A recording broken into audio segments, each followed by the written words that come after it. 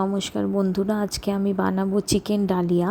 তার জন্য আমি মুসুর ডাল, মুগ ডাল আর কিছুটা ডালিয়া ভালো করে ধুয়ে ভিজিয়ে রেখেছিলাম। এবার আমি কিছুটা চিকেন এবং কিছু সবজি কেটে নিয়েছি। এবার আমি একটা প্রেশার কুকার নিয়ে ওটাতে কিছুটা সাদা তেল দিয়ে ওর মধ্যে কুচানো পেঁয়াজ দিলাম, একটা বড় সাইজের পেঁয়াজ কুচি করেছি, ওতে দিয়ে দিলাম একটা কাঁচা লঙ্কা। এবার ওটা একটু ভাজা ভাজা হয়ে গেলে ওর মধ্যে আমি চিকেন অ্যাড করে দিলাম। এবার চিকেন দেওয়ার পরে আদা রসুনের পেস্ট, হলুদ, লঙ্কা গুঁড়ো, কিছুটা চিকেন মশলা, এই সমস্ত কিছু দিয়ে আমি কিছুক্ষণ টাইম ভেজে নেব।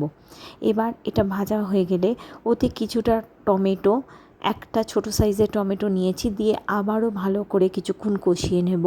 এবার কেটে রাখা সবজিগুলো দিয়ে কিছুটা নুন দিয়ে সমস্ত সবজি এবং চিকেন আমি আরও বেশ কিছুক্ষণ সময় নিয়ে মিশিয়ে ভালো করে ভাজা করে নেব।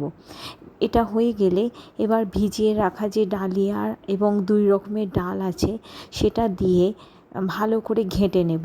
এবার আমি একটু চিনি দেব এবং বেশ কিছুটা জল দিয়ে আমি ভালো করে মিশিয়ে নিয়ে টেস্ট করে একটু নুনটা চেখে নিয়ে প্রেশার কুকারে 3-4টে সিটি দিলেই রেডি আমাদের এই ডালিয়া। ওপরে একটু ঘি ছড়িয়ে সার্ভ করেছিলাম। Thank you.